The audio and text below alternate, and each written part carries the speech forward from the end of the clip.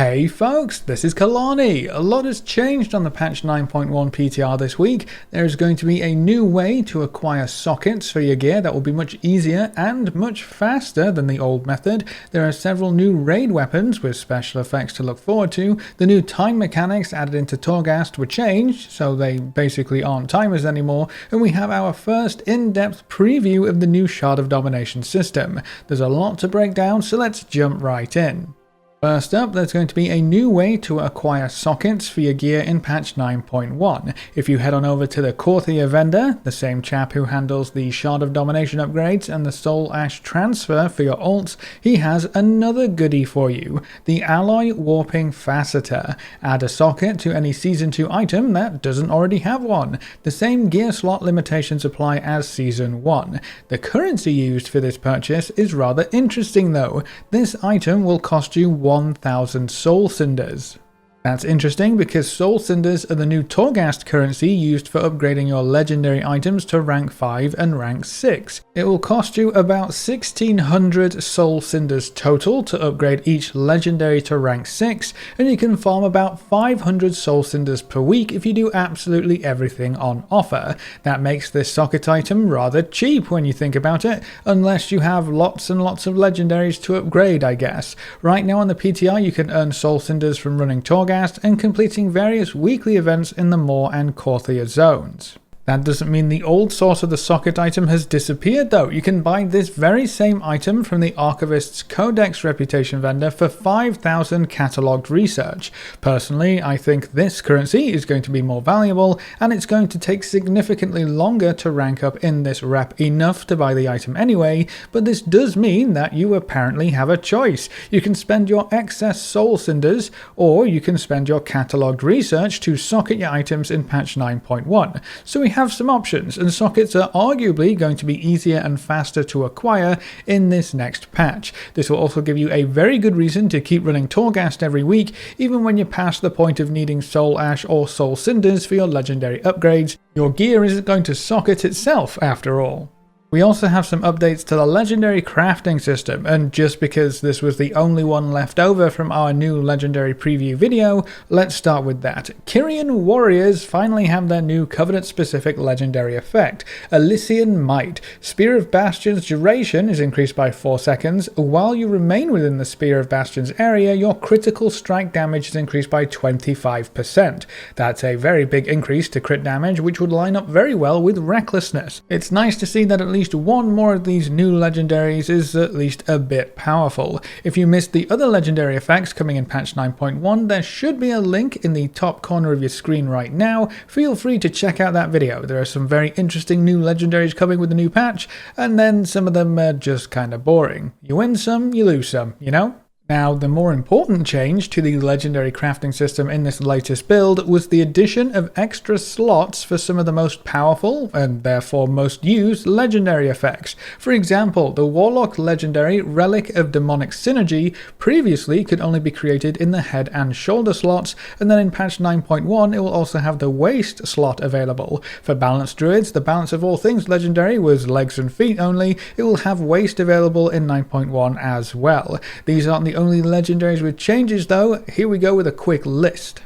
Gorfiend's Domination, Rage of the Frozen Champion, and Pheromones all had a slot added. Burning Wound, Darker Nature, Balance of All Things, Flamewaker's Cobra Sting, Craven's Stratagem, Siphon Storm, and Celestial Infusion all had slots added as well. Fatal Touch, Shock Barrier, Reign of Endless Kings, Of Dusk and Dawn, Divine Image, Flash Concentration, Concealed Blunderbuss, Elemental Equilibrium, Odir, Shawl of the Yimyar, Relic of Demonic Synergy, Unhinged, Reprisal, and Seismic Reverberation are all on this list as well. I'll try to put those up on screen for you in one shape or another, because I know just rattling off the names might not mean much, but basically a lot of good legendaries will have one more gear slot that they can occupy. This will give you more choice when it comes to gearing up, and it also means there's a higher chance of you wanting to swap a legendary effect to a different gear slot, so be sure you save up at least a bit of Soul Ash going to patch 9.1. Seeing as there are still some legendary effects that can only be rune carved onto 2 different gear slots, I wouldn't be surprised if we saw every every legendary effect end up with 3 choices total going into patch 9.1, so keep your eyes peeled for future PTR patch notes that add even more slots to other legendary powers. But perhaps one of the most important factors to consider with these legendary gear slot changes is the new Shard of Domination system. If you haven't heard much about this system yet, the raid will drop 5 pieces of gear that each contain 1 domination socket. You can only have 5 domination sockets total, so you would need every piece of raid gear with a socket to get the most out of this new system. Each Shard of Domination gives you a passive effect, and there are set bonuses that you can trigger when you collect 3 of the same type of shard. We have blood shards, frost shards, and unholy shards. The main point that we made in a previous video boiled down to, if a piece of raid gear with a domination socket and your best legendary effect share the same gear slots, you would then have to pick between one or the other. With so many legendaries being given additional gear slots, I feel like the overlap between domination gear and legendary gear won't be anywhere near as frequent, so this might be one of the main reasons why the dev team decided to add more gear slots for those legendaries specifically. They don't want you to pick between these two systems, so they're going to give you more options and allow more flexibility, which is a great change in my opinion. While we're on the topic of Shards of Domination, this latest build actually gave us a chance to test them out. A vendor was implemented that sells every available shard plus the currency needed to upgrade them, so we had a little play around with it to see how it all pieces together. Now when the patch goes live, you'll need to loot these shards off of raid bosses, and the currency to upgrade them also drops from raid bosses. That means you will have to be raiding to get your hands on these new items, which is kind of a given anyway really, because the only gear you can slot these shards into is domination gear, and that also only drops from the raid. It is a raid only feature, so if you have no plans to raid, I'm afraid you'll be missing out on this one. For starters, there are 3 shards of each type. So we've got 3 different blood ones, 3 different frost ones, and 3 different unholy ones. To trigger a set bonus, you will need 3 shards of the same type slotted into your gear. Without complicating it too much, there's 1 DPS shard, 1 healer shard, and 1 defensive shard of each type. This gets a bit weird because each shard is unique equipped. You cannot, for example, slot in more than 1 of the unholy DPS shard at rank 1. So, to get the set bonus as quickly as possible, you would actually have to slot in the unholy DPS shard, the unholy healer shard, and the unholy defensive shard. Well, that's not really ideal either, but here's where it gets really weird. Each shard is only unique equipped for the same rank, so if you upgrade the Unholy DPS shard to rank 2, you can then actually equip it alongside a rank 1. If you can get another shard to rank 3, you are then able to equip 3 Unholy DPS shards to trigger your set bonus. Not only does this incentivize equipping more than one of the same shard, but you will also want to keep some of your shards at the lower ranks to ensure you can use 3 of your best DPS shards together. That's a little odd, but it goes even further. Once you've put these shards into a piece of gear, they work exactly like gems right now. You can't take them back out. That's a problem for a few reasons. First, you cannot upgrade a shard that you've socketed. So if you want to get a fully upgraded shard as quickly as possible, that means you cannot use that shard until it's upgraded all the way, which is going to take a very, very long time. The second problem is you will lose your shard if you replace your piece of gear. If you get a higher item level domination socket piece of gear for the same slot, you can't transfer your shard over, which means you'll have to get the drop again and upgrade it again, or just don't use a good shard in a lower item level piece of gear if you expect to see a higher item level piece of gear from heroic or even mythic. That's going to discourage players from using their shards in the first place, which definitely isn't fun. And then the third problem here is that you will need lots and lots of shards of the exact same type. Some to use while you upgrade others, some to upgrade to the max, and then even more to stagger your ranks to ensure you can always equip 3 or potentially 4 or even 5 of the exact same shard. With all of this in mind, I expect this will go one of 2 ways. The shards could be a rare drop from raid bosses, so you need to be very careful with where you decide to socket them, or the complete opposite will happen. The shard drops will be incredibly common and we'll all be running around with bags full of shards. Neither one of those scenarios is particularly ideal. Now remember that this is still on the PTR, and this is the first time we've been able to actually test the Shard of Domination system, so it's very much still a work in progress, though I must say right now it looks to be a bit bit of a mess. One of the key factors that we're missing though is the drop rate of the shards, and then the other major factor would be the drop rate of the upgrade currency. Honestly, if both the shard drop rate and the currency drop rate are high, the system could play out just fine. We'll just be replacing shards over and over and over again. I'll be sure to keep you updated as the system evolves on the PTR as always. Another very interesting change this week is to a different type of raid gear. We all know about the Sylvanas bow by now, but the raid has lots of other weapons with very special effects tied to them, some of which could be incredibly powerful, potentially more powerful than the bow. We have a one-handed agility dagger that drops off of Sylvanas with a special equip effect. Your attacks apply Banshee's Blight, giving your finishers a chance to deal X shadow damage. Banshee's Blight stacks up to 4 times the more injured the target is, so rogues can expect to deal more damage more often the longer a fight goes on. Depending on the extra damage, this could boost a rogue's output potential significantly, and if it stacks, rogues with 2 of these daggers could dominate the DPS charts. There's also a one-handed agility fist weapon that drops from Painsmith Raznal. While you are behind your enemies, their movement is impaired, or they are suffering from a loss of control effect, your attacks have a high chance to cause them to bleed for physical damage over time. So for any DPS who will most likely be behind a boss anyway, or for anyone who has easy access to slows, roots and stuns, etc., this is going to be free damage on whatever you're hitting. Free damage is always nice, right? The combat rogues might even be able to double up this effect with a dagger for all that free damage.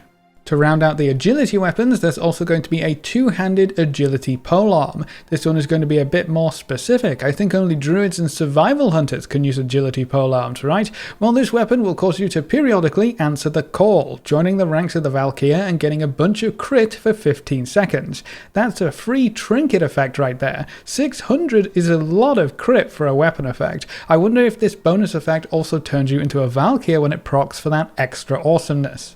There's also going to be a two-handed sword with a special effect, so the strength users won't miss out. This one isn't finished yet though, it just says consume a lesser weapon, and then a placeholder spell description. This could actually be really interesting and weird if you have to actually carry around whatever a lesser weapon means to power this effect, but we'll have to wait and see when the proper effect is fully implemented.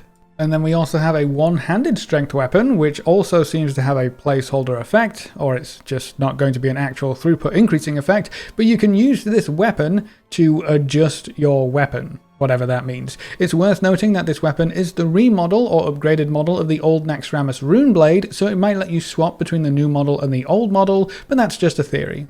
And then of course, just in case you haven't seen it recently, we have the special Sylvanas bow for the hunters, which will provide them with an additional AoE that deals shadow damage and silences all targets hit for 5 seconds. I feel like this is going to be really useful for dungeons specifically, which is a bit weird because it comes from the raid.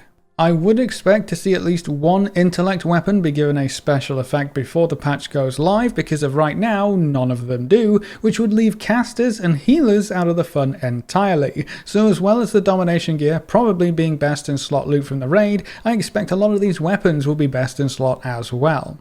Now on a bit of a lighter note, a curious update came through for the Korthia zone in this latest PTR build. If you didn't see by now, one of the important factors in the Korthia zone is a reputation called the Archivist's Codex. This rep grind will work a little differently when compared to your usual daily quest grinds, because you'll be collecting relic fragments. There are a wide variety of ways to find relic fragments, including killing bosses, looting items, killing rares, and locating treasures. The new thing added in this build is the trained Grommet Carrier that you can purchase from the Archivist Codex vendor for a low price of 35 catalogued research. This friendly little chap will guide you to hidden treasures and relics in Korthia, so if you really want to hunt for all of the relic fragments you can get your hands on, I guess you'll be walking this little fella around the Korthia map and hoping it will pick up some secret scents. When your critter finds a hidden treasure, he will make it very obvious and will point in the direction you need to head, and sometimes he'll just run straight on over to the treasure if you're close enough. It seems like they can sniff out hidden stuff from a decent distance, so it might take you a little while to follow the directions, but you will eventually end up at a treasure or a hidden relic, which will contain a bunch of relic fragments, will give you a turn-in for even more relic fragments. It's kind of a little minigame added into the zone. I'm not sure how many treasures you can find per day. I assume it is going to be limited, wanted in one way or another, but after you've cleared out the Korthia daily quests, hunted down all the rares for the day, and done most everything else available to you, now you can also go on a mini treasure hunt with a friendly little critter. You know, if you want to. Moving on, another major change in this PTR build was for Torghast. You hopefully remember the hot streak meter that was implemented for patch 9.1. Everything you did in a Torghast run, whether it be killing monsters, saving souls, or breaking urns, contributed to this hot streak score bar, and then when you got past a certain point, you became empowered. The longer you stayed in a hot streak, the more points you got at the end of the run. That's been redesigned entirely. It's no longer a hot streak bar of any kind, it's now more of a power-up bar. It works in the same kind of way. Everything you do contributes to this power-up bar, and then when it's filled up enough, you gain an extra action button that empowers your character and drains your power bar. So instead of encouraging you to quickly clear through everything and never stop moving so your hot streak doesn't fall off, now you can work your way through at your own pace, save up your power bar, and then unleash it whenever you see fit. The empowered buff increases your haste, movement speed, and leech, and you can increase these benefits with the new talent tree system in Torghast. Eventually, the empowered buff is going to be an insane boost to your overall potential in almost every way, so the more Torghast you do and the more talents you unlock, the faster your runs will become. Now, as for the extra score at the end of your run, instead of being based off of how long you were in your hot streak or empowered, it will now be based off of how much you accomplished while you were under the effects of the empowered buff. While you are empowered, everything you do counts for double points. So the idea is probably going to be something like work your way through at your own pace, save up your empowered bar, maybe wait for a good time to use it, and then just go crazy while you're empowered. Kill everything, loot everything, break everything, save everything, or at least as much as you can do with the special buff. That's going to be the key for maximizing this bonus score at the end of your run, but remember, there are so many other ways to get bonus score, so don't worry too much about using your empowered buff at the perfect moment, otherwise you might just hold on for it for too long. So if you were worried about Torghast becoming a race against the clock once again in patch 9.1 due to the empowered meter, that isn't going to be the case because they just changed it.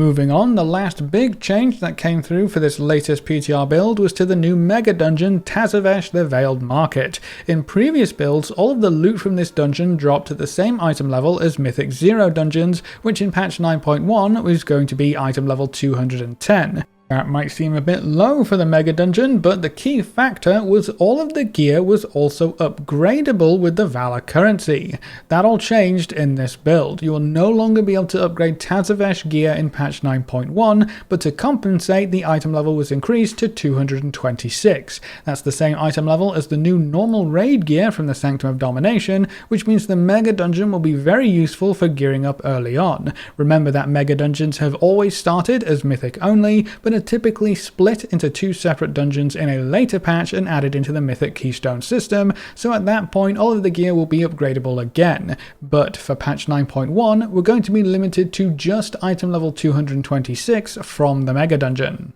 And then before we wrap up this video, the new seasonal affix was just enabled for testing this week. If you haven't seen anything about it, we'll be defeating the Jailer's forces inside of dungeons and we'll get to pick up some anima powers along the way. There are 4 mini-bosses, so you'll get 4 anima powers in total, and there's quite a variety for you to choose from, so each dungeon run could be quite different depending on the anima power options you get and which ones you decide to roll with. We just uploaded a more in-depth video that goes over everything you would need to know regarding this new seasonal affix. I'll give you a link to that in the comments below, and there should also be a link in the top corner for maximum convenience. Shoot on over to that video if you want to learn more. But that's the news roundup for this week, and that's it for this video. What do you think of sockets being purchasable for the new Soul Cinder's Torghast currency? Will that give you a reason to keep running Torghast in the new patch? How about having more options for which gear slot your legendary could be used in? Leave all your thoughts in the comment section below. A big thank you to all of our supporters over on Patreon and to everyone who's subscribed on Twitch. You can see their names floating by on screen. If you want to see more videos like this, make sure to subscribe and ring that notification bell so you never miss another video. Thanks for watching, folks. Good luck and have fun, and as always, I will see you next time.